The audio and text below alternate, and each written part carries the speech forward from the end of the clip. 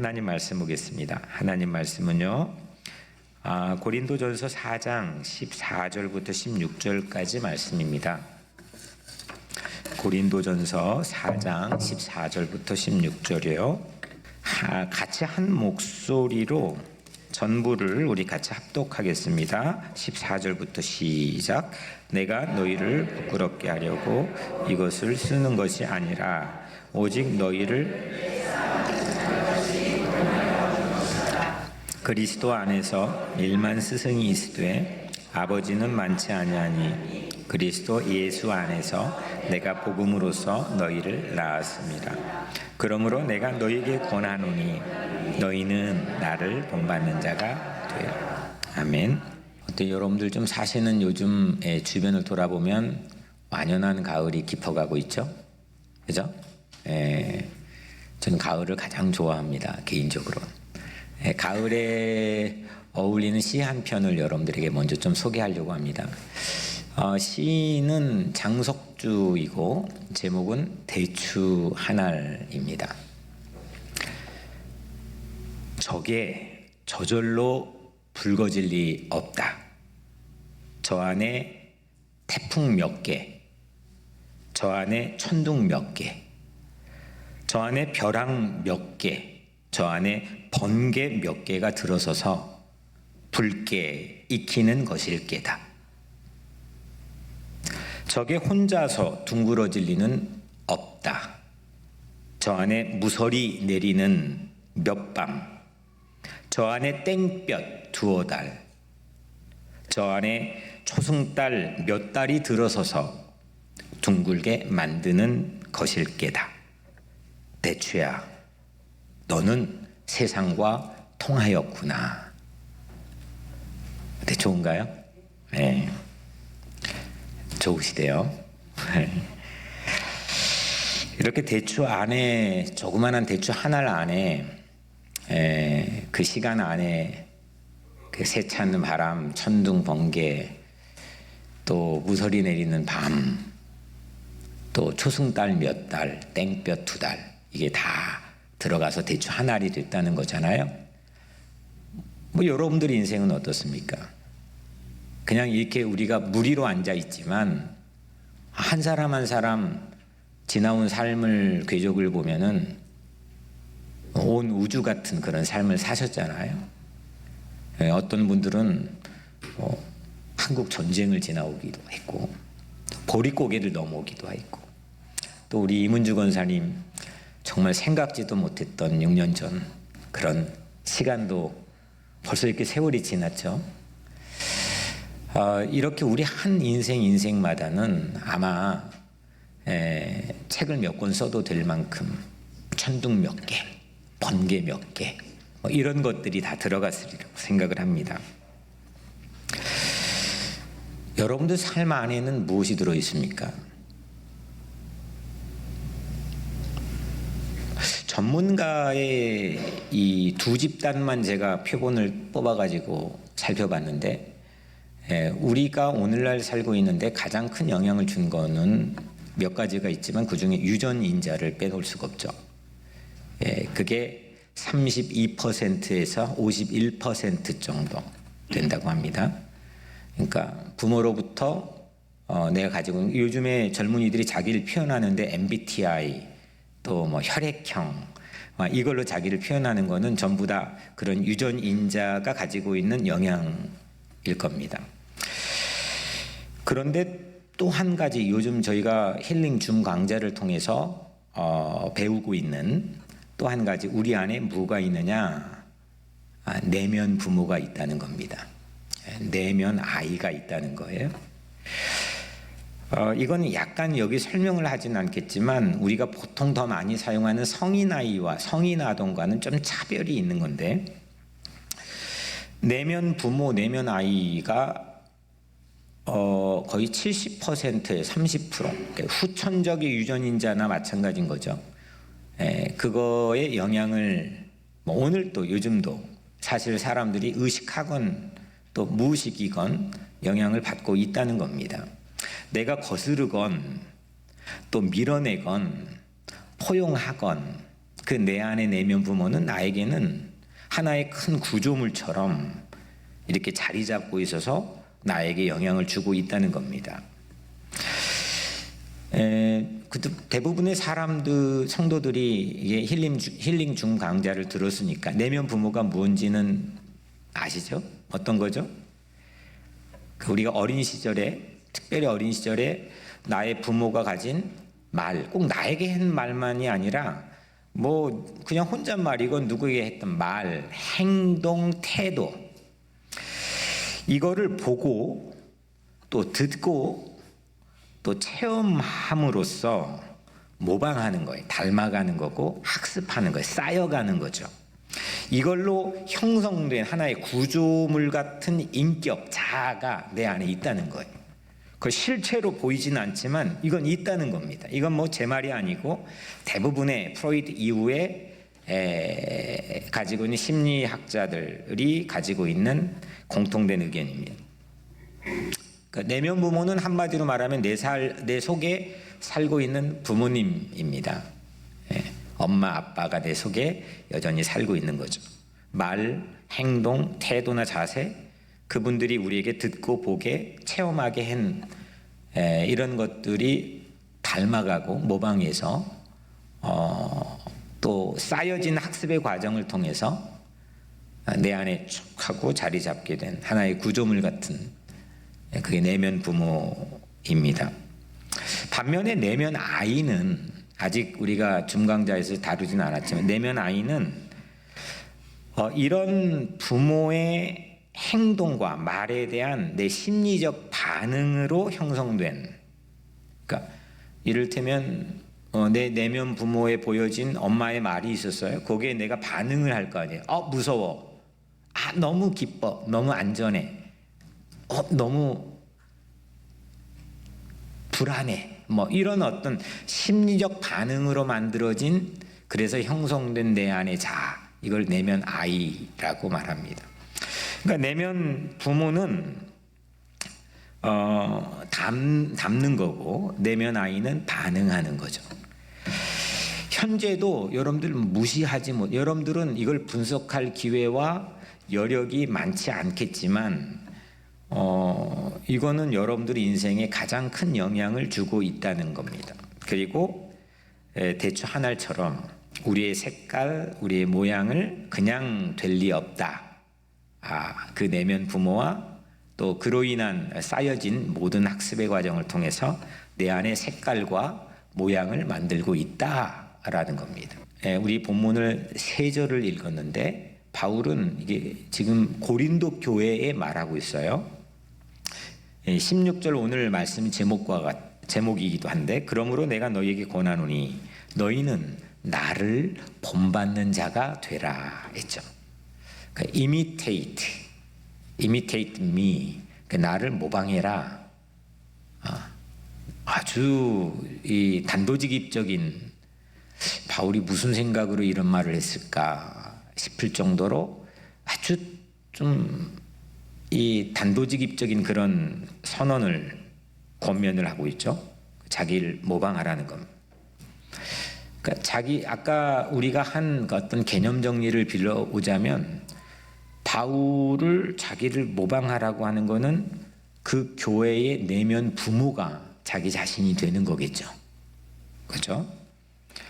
바울은 고린도 교회뿐만 아니라 빌립보 교회도 이 같은 말을 했어요. 빌립보서 3장 17절에 형제들아 너희는 함께 나를 본받으라. My example이라고 했어요. 그러니까 내가 너희들의 example이다. 이거 그대로 따라라, 본받아라, 닮아라, 이런 말을 했습니다. 근데 이게 또 데살로니가 교회에도 바울은 똑같은 말을 했습니다. 데살로니가전서 1장 6절에 너희는 많은 환난 가운데서 성령의 기쁨으로 말씀을 받아 우리와 주를 본받은 자가 되었으니, 그러니까 너희는 이미 우리를 본받은 자가 되었다, 닮아 있다. 이 말은 바울이 지금 이 교회들의 내면 부모가 되어 있다, 또 되어라, 이런 의미입니다. 그러니까 닮아라, 모방해라, 내가 너희들 안에 있다, 이런 말입니다. 이렇게 말하는 근거가 하나 있는데 오늘 15절입니다. 그리스도 안에서 1만 스승이 있으되 아버지는 많지 아니하니 그리스도 예수 안에서 내가 복음으로써 너희를 낳았습니다. 그러니까 바울은 자신을 모방하라는 교회 아버지가 된 거예요. 그러니까 내가 낳았다. 너희들 아버지로서 나를 본받는 자가 되라. 이렇게 말하는 겁니다. 이거는 긍정적인 내면 부모가 되는 거죠. 그러니까 바울을 모방한 이 교회의 긍정적인 내면 부모가 되는 거예요. 근데 같은 15절에 그리스도 안에서 1만 스승이 있으되 아버지는 많지 아니하니, 이 1만 스승이라는 거는 뭡니까? 이 1만 스승은 부정적인 내면 부모와 같아요. 뉘앙스상. 고린도 교회는 우리처럼 이민교회였습니다. 그러니까 유대인들이 주로 멤버로 소속돼 있지만 이스라엘 안에 있지 아니한, 지금 터키에 있는 해안지대에 있는 교회가 고린도 교회였습니다. 특히 상업이 발달한 아주 큰 고린도라고 하는 도시에 세워진 교회입니다. 다양한 사람들이 모였습니다.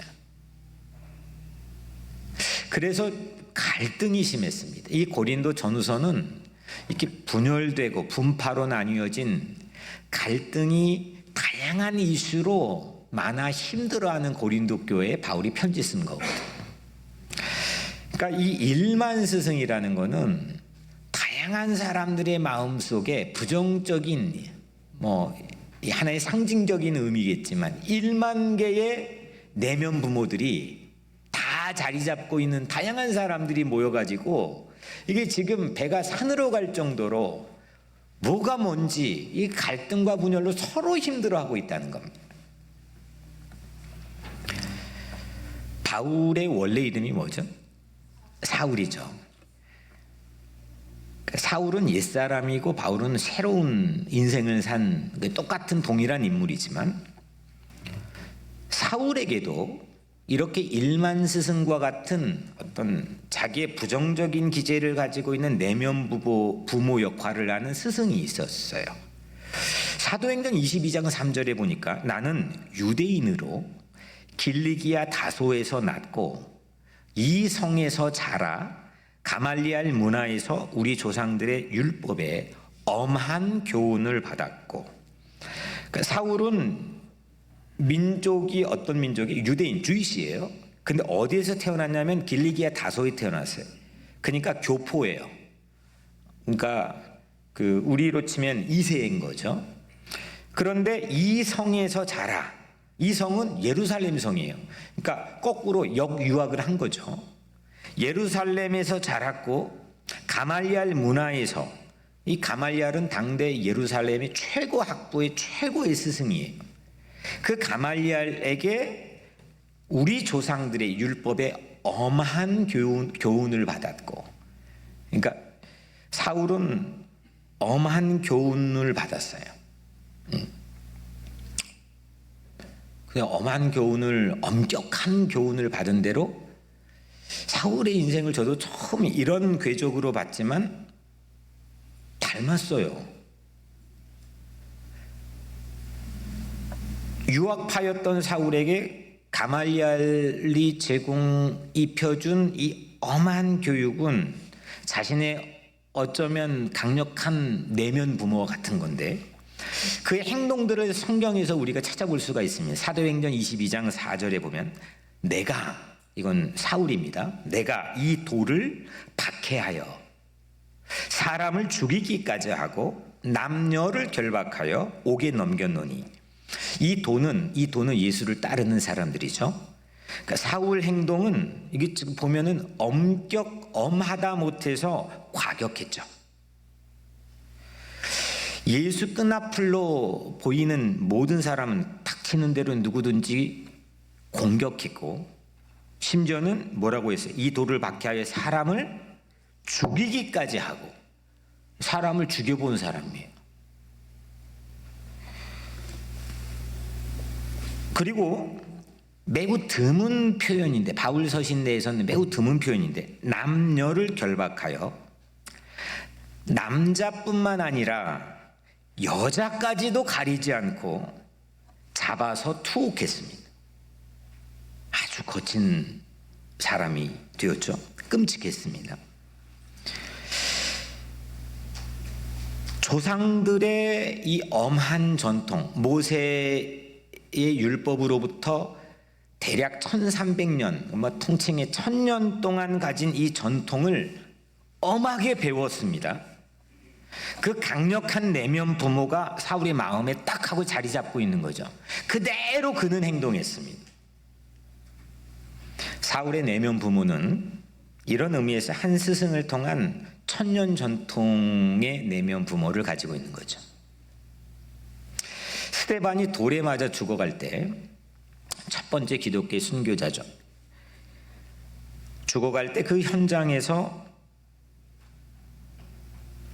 그 돌을 던지자라고 한 주동자들, 그 주동자들이 벗어놓은 옷을 사울에게 맡겼죠. 그리고 제가 갑자기 교부 이름이 생각이 나지 않는데 그 교부의 기록에 따르면 사울은 거기에 가표를 던졌어요. 그러니까 스데반을 죽이자라고 하는데 찬동하고 그 현장에 있었던 거죠.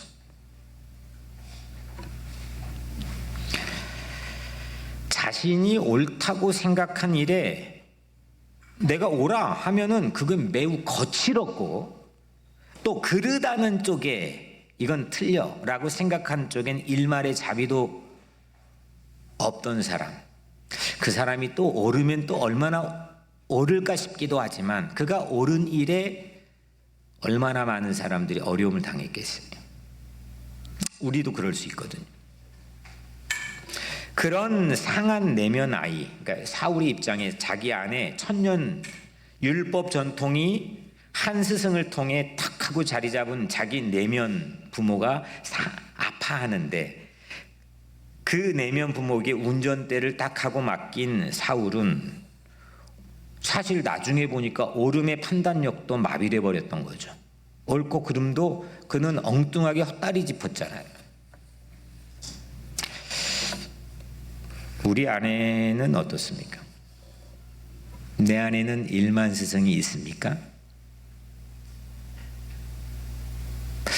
집단적인 내면 아이건, 역사가 제공하는 하나의 어떤 시대적인 내면 아이건, 내면 부모건, 아니면 각각의 다양한 부모에게서 경험한 내면 부모건, 이건 우리 다 가지고 있는 거예요.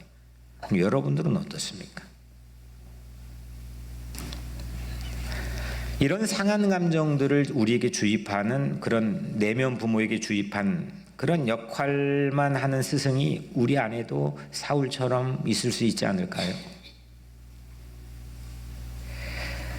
우리의 뇌와 우리의 마음에 상처를 입은 미친 운전자에게 내 인생을 맡겨버린 채 난 정상적인 길을 위험천만하게 달리고 있다면 나뿐만 아니라 그 곁에 있는 사람들에게 얼마나 많은 어려움들을, 상처들을 내가 가는 길에 제공할 수 있겠습니까?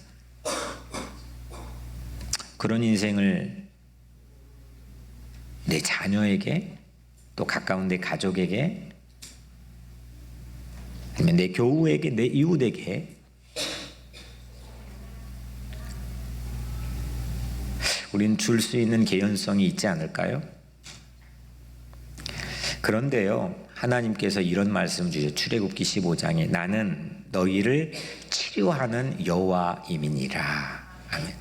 그러니까 치료하는 라파, 여호와 라파, 우리를 치유하시는 하나님은 우리의 의사이신 줄로 믿습니다. 하나님이 우리 내면 부모와 또 내면 아이를 전 치유해 주실 거라고도 확신합니다. 상한 감정에 아파하는 그 내면을 사울에게처럼 하나님이 우리를 치유해 주시기를 주의 이름으로 축복합니다. 여러분도 근데 일만 스승보다, 사울이 말한 일만 스승보다 일당 1만 역할, 일당 1억 역할을 하는 그런 한 스승이 내면 부모로 탁 하고 자리 잡은 사울이요, 전혀 딴 사람이 됐어요. 아시잖아요. 그 딴 사람의 모습들은 아마 저보다 여러분들이 훨씬 더 잘 아시리라고 생각합니다. 예수 이후에 가장 드라마와 같은 그런 변화입니다. 그날 또 사울은 예수의 끈앞을들을 잡으려고 공문서를 제사장으로부터 받아 다메섹, 요즘 말은 다메스쿠스로 가는 중이었습니다. 정오였습니다. 다메섹에 가까이 올 무렵에 갑자기 하늘에서, 정오였는데 눈부시게 빛나는 강한 빛이 사울에게 비쳤습니다. 그는 바닥에 쓰러졌습니다. 그리고 시야가 흐려졌습니다. 그때 음성이 들려옵니다. 사울아, 사울아, 네가 왜 나를 박해하느냐? 사울이 답합니다. 누구세요? 또다시 들립니다. 나는 네가 박해하는 나사렛 예수니라. 이 음성으로 사울은 바울이 되죠. 사울은 자기 자신 내면의 상한 내면 부모를 치유하게 되죠. 나는 네가 박해하는 나사렛 예수니라. 콘서트, 뮤지션들이 콘서트 타이틀을 이제, 콘서트를 자주 갈 기회는 없지만 여튼 콘서트 타이틀을 좀 주목하는 경향이 있는데, 제게는 매우 인상 깊은 타이틀이 하나가 있습니다. 여러분들 가왕 하면 누구죠? 그죠? 잘 아시죠? 뭐 가왕 스테반 아니잖아요. 예, 가왕 조용필이 50주년을 맞이해가지고 서울 잠실운동장에 큰 콘서트를 했습니다. 그때 그 콘서트의 타이틀이 뭔지 아세요? 그 찐 팬들이 별로 없구나. 저는 매우 인상 깊었는데, 그냥 계속 반복해 보여주었던 콘서트의 이 타이틀이 나는 조용필이다, 이거예요. 이런 거죠. 날 몰라? 그걸로 다 표현되는 거죠. 그냥 50년 동안 무슨 곡을 불렀고, 나는 언제 데뷔했고, 나는 어떤 정도의 상을 받았고, 나는 어떤 무대들을 휘어잡았고, 뭐 이런 구구절절한 설명 없이 나는 조용필이다. 근데 이런 말을 아무나 한 20-30년 인기를 누렸다고 할 수 있는 게 아니죠. 가왕 정도 되니까 그냥 나는 조용필이다, 끝나는 거죠.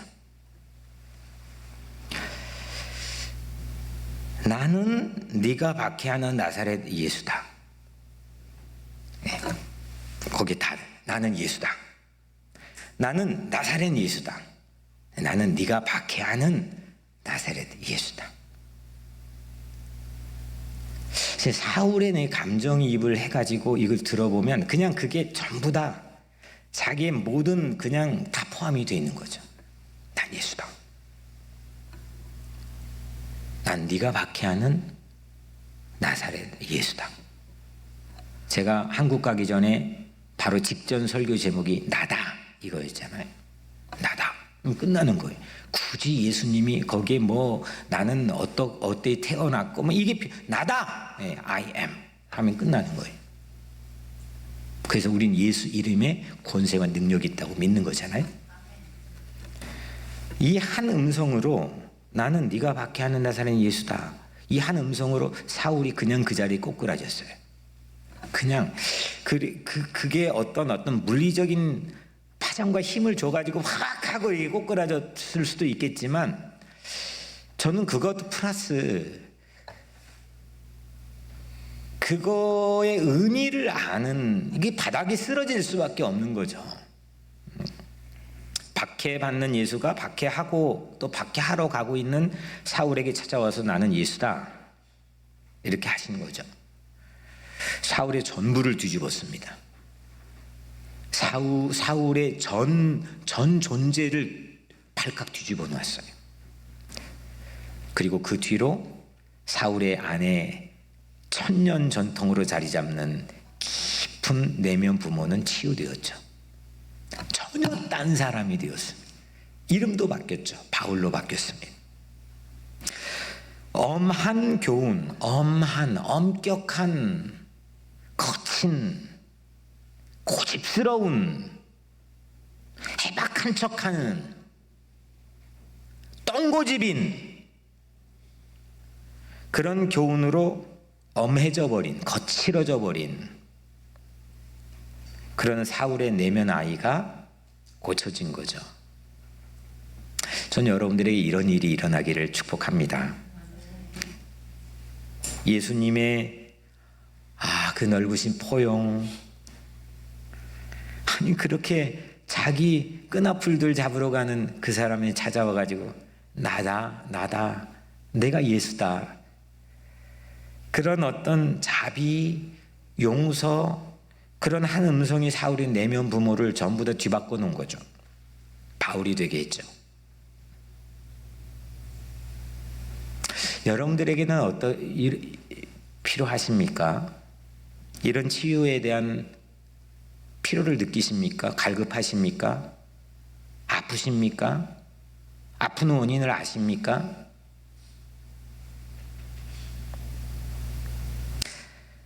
바울은 그때부터 교회들을 향해서 자기의 치유된 내면 아이를 가지고 내면 부모가 되는 거예요.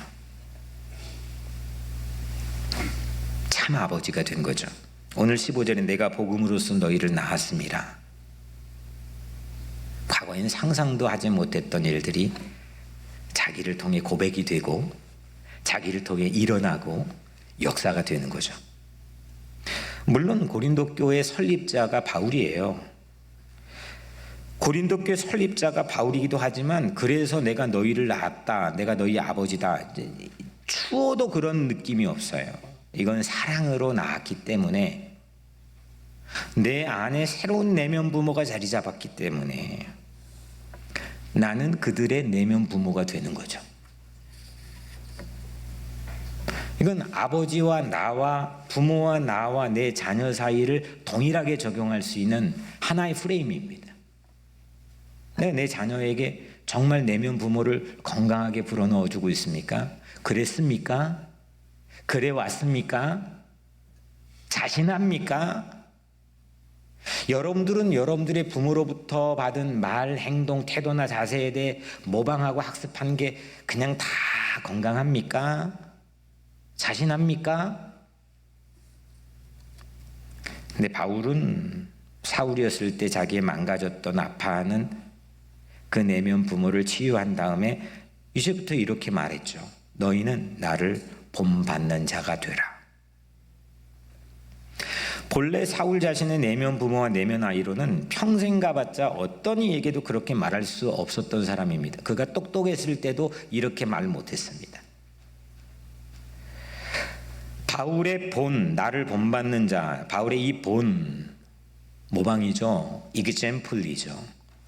이거의 실체는 자기 자신이라기보다는 자기를 찾아와 주신 예수 그리스도를 말하는 거죠. 바울 안에, 내 안에 예수님이 계시다는 거예요. 내 안에 그 예수님이 계셔서 자기 잃어버렸던 하나님의 이마고 데이, 하나님의 형상을 다시 살렸고, 그리고 하나님을 나의 참다운 아버지로 모셨고, 나는 그분의 진정한 자녀가 되었고, 그래서 나는 너희들의 교회의 진정한 아버지가 될 수 있다는 거예요. 이게 바울이 복음을 전하는 스타일이었어요. 전도지를 나눠줬습니까? 뭘 대중 집회를 했습니까? 그의 삶을 통해 가는 곳마다 내 안에 계신 예수 그리스도를 통해서 교회가 세워지고 복음이 땅끝까지 유럽의 대륙 자체가 뒤집어졌잖아요. 내 안에 있는 예수로. 누구를 만나든지 내 안에 계신 예수를 본으로 모방하라고 말했거든요. 그게 복음에 대한 전파였습니다. 내 자랑을 하는 게 아니라, 지금 바울은 나를 자랑하는 게 아니고 내 인정에 대한 욕구 자체를 우리에게 표출하는 게 아니고 내 안에 예수를 본으로 전하고 있는 겁니다. 내 안에 어떤 내면 부모가 있습니까? 여러분들은 어떤 내면 부모가 자리 잡고 있습니까? 진찰할 필요가 있지는 않습니까? 바울은 자신의 아파하는 내면 부모를 가장 중요한 거는 마주할 기회를 다메섹 도상에서 가졌다는 거예요. 그걸 마주할 기회를, 핍박하는, 예수를 핍박하는, 아무 죄 없는 예수를 맥없이 억울하게 그들의 끈앞을까지도 잡아 남자뿐만 아니라 여자까지도 죽여본 경험도 있을 정도로 거칠어지고 사악해지고 오만해진 그 자기의 삐뚤어진 내면 아이를 마주하고 아파하는 경험을 했다는 거죠. 그게 다메섹으로 가는 그의 경험입니다. 치유된 이후에도 실제 바울은 자기 옛 상한 내면 부모를 틈만 나면 꺼내가지고 성경에 자기의 서신서에서 말해주잖아요. 그럴듯하게 포장된 위선으로 나를 본받으라고 할 수는 없는 거예요. 말이 안 나오는 거거든요. 내 자식에게 나를 본받으라기 쉽게 나옵니까? 안 나오는 거예요. 인간은 원래 본받을 존재가 아니거든요. 치유된 바울도 자신이 여전히 죄인 중에 괴수라고 표현하지 않았습니까? 우리도 피장파장 더하면 더했죠. 과거에 일그러진 내면 부모와 마주할 수 있는 것, 이게 치유의 시작이라는 게 오늘 이 본문이 우리에게 가르치는 거고 힐링 줌 강좌가 우리에게 안내하는 거라고 저는 생각했어요. 12주간 우리에게 그런 기회가 찾아왔다고 저는 생각합니다. 내 안에 난 예수다 라고 찾아와 주신 예수님, 그분이 내 안에 살게 되기를 축원합니다. 다 치유받는, 한 사람도 빠짐없이 다 치유받는 그런 가을이 되기를 기원합니다. 하나님께서 내 내면 부모와 내면 아이를 치료해 주실 것입니다. 제가 이번 한국에 방문할 때 그 집에 멀지 않는 전북의 김제, 과거에도 몇 차례 다녀봤는데 한 교회를 방문했습니다. 김제라고 하는 곳에 금산교회입니다. 이걸 일명 금산교회보다 유명한 거는 기역자교회로 알려져 있습니다. 혹시 가본 분 계십니까?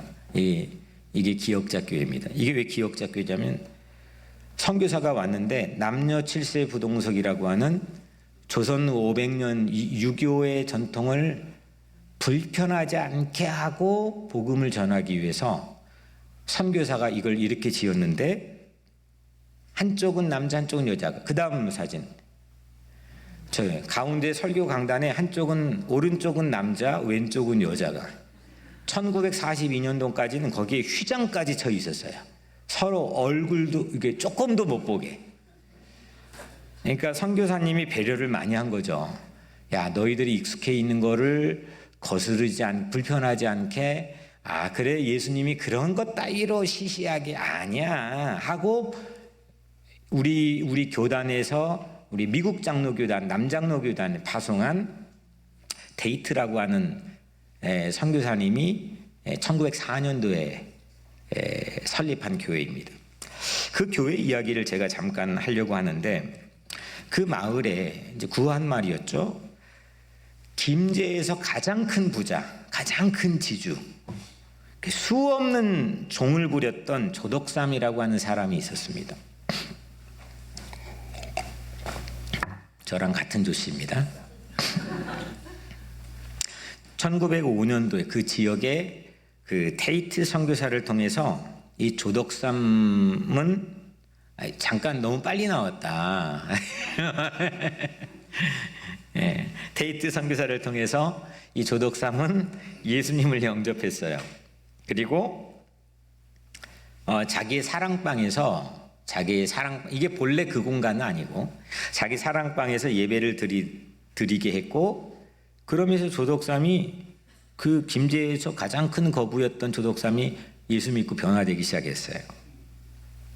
그 집에 20대 중반 정도 되는 머슴이 있었는데 말을 맡아가지고 다루는 마부였던 머슴이죠. 이자익이라는 사람이 있었어요. 그러니까 모슴과 주인이 이제 같이 신앙생활을 근데 갖게 되었고, 테이트 선교사님 통해서 성경을 같이 배우게 되었고, 이 금산교회가 점점 그래도 규모가 갖춰져서 어느 날 장로 투표를 하게 되었어요. 장로를 선출한 투표가 있었는데 하필 조덕삼, 이자익 이 두 사람이 후보에 올라간 거예요. 투표 결과는 누가 됐을 것 같아요? 머슴이었던 이자익이 장로로 피택되고, 그러니까 제가 물어봤겠죠. 장로로 피택되고 주인 조덕삼은 그만 떨어졌어요. 선교사, 이 테이트 선교사가 자기의 이 미국 정도의 레벨에서의 경험을 가지고 막 발을 동동 구르며 불안해했어요. 이 교회가 난리 났구나. 교회가 나눠지게 생겼다. 분란이 생기게 생겼다. 아니 주인이 떨어지고 머슴이 장로가 되었으니까. 그런데 그 순간 조덕삼이 저 앞에 쫙 가가지고 나가가지고 말을 하는 거, 이렇게 말했어요. 우리 금산교회 성도님들은 참으로 훌륭한 일을 해내셨습니다. 저희 집에서 일하는 이 자익은 저보다 신앙의 열의가 훨씬 높습니다. 그래서 여러분에게 대단히 감사한 말씀을 드립니다. 이런 얘기를 했대요. 멋있어요, 안 멋있어요? 머슴이 장로가 되었다는 소식이 이 금산, 이 김제 지역에 파다하게 알려지자 구름대처럼 사람들이 교회로 몰려오는 거예요. 머슴이 장로가 되었대. 야, 머슴이 주인을 이겼대. 저는 우리 교회도 그런 교회가 되기를 바랍니다. 이자익 장로가 이제 장로가 되어서, 이제 보여주시죠. 장로가 되어서 선교사를 대신해 설교를 하는데, 그때면 조덕삼이 주인이 교회 바닥에 꿇어서 그 설교를 겸손하게 들어요. 그러니까 조덕삼은 머슴을 섬겼고, 이후에는 이자익 장로를 이 주인 조덕삼이 평양신학교로 유학을 보내요. 그래가지고 학비와 가족들의 생활비 전부를 후원해줘요. 그리고 이자익 목사는 훗날, 지금은 장로교가, 우리 속한 장로교죠. 장로교가 뭐 엄청 많은 교단이 나누어져 있지만 그때는 딱 하나. 이 장로교, 한국 장로교 역사상 3번의 총회장을 역임한 유일한 인물이 이자익 목사예요. 그리고 대전신학대학교를 설립한 사람이죠. 조덕삼도 그가 장로가 된 이후 3년 뒤 1910년도에 장로가 됩니다. 그리고 그 아들 조영호, 그 손자 조세형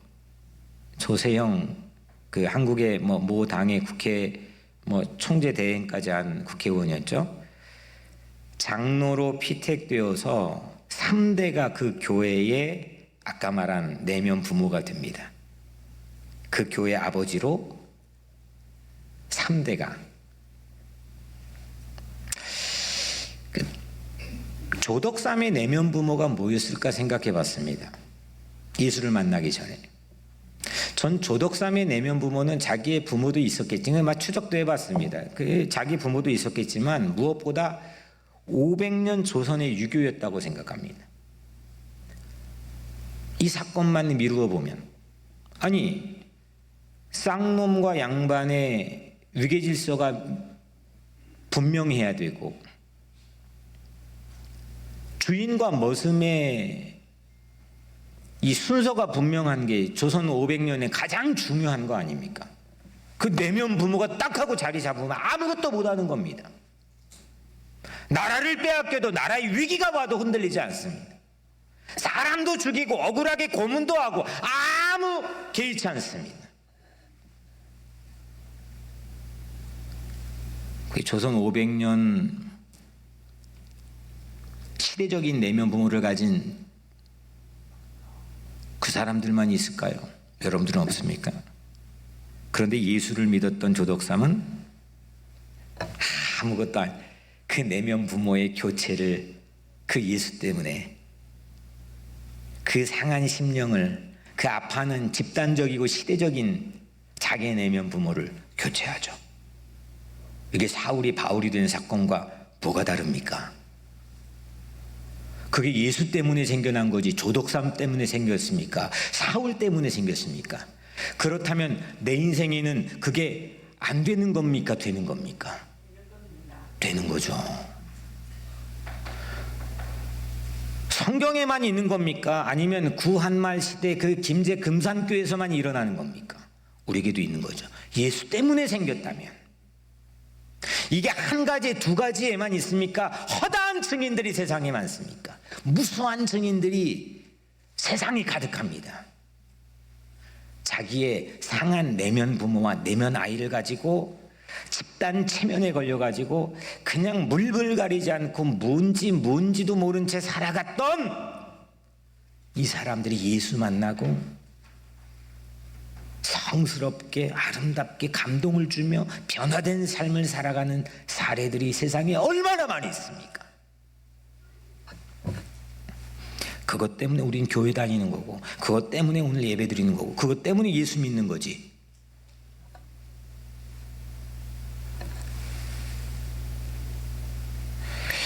한 분이 이건 내 얘기 아닌데 표정인 것 같은데,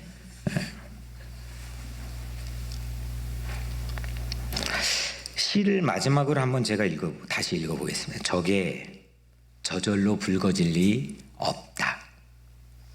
저 안에 태풍 몇 개, 저 안에 천둥 몇 개, 저 안에 벼락 몇 개, 저 안에 번개 몇 개가 들어서서 붉게 익히는 것일게다. 고작 대추 한 알에 태풍, 천둥, 벼락, 번개가 몇 개씩 들어서서 대추는 붉게 익어가는 관찰이라면 내 안에 내면 부모도 태풍 몇 개는 맞았을 거고 천둥 몇 개는 나도 알고 모르는 사이에 맞았을 거고 벼락 몇 개도 맞았고 그런 것들이 들어서 지금 모습으로 살고 있지 않겠습니까? 그게 집단적이건 시대적이건 개인적이건 가정적이건 저게 혼자서 둥그러질 리는 없다. 저 안에 무설이 내리는 몇 밤, 저 안에 땡볕 두어 달, 저 안에 초승달 몇 달이 들어서서 둥글게 만드는 것일게다. 대추야, 너는 세상과 통하였구나.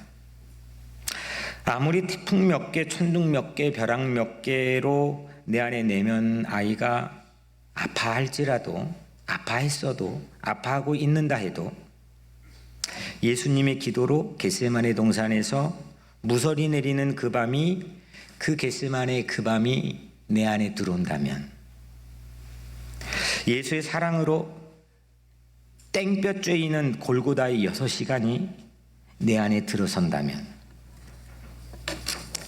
무덤에 묻힌 예수가 살아나기까지 당시 6월절 3개의 보름달이 내 안에 비추어진다면 우리는 둥그러진 내면 부모로 치유될 줄로 믿습니다. 그리스도 보혈의 붉은색으로 농밀하게 익어가는 내면 아이로 치유되시기를 축복합니다. 지난주 말씀처럼 두 팔을 벌려 넘치도록 그 생명의 선물을 맞이합시다. 그때야 우리는 세상과 통한 대추 한 알처럼 상처 입은 치유자로 자녀와 통하고 가족과 통하고 교회와 통하고 세상을 향해 나를 본받는 자 되라고 통하는 인생으로 변화될 줄로 믿습니다.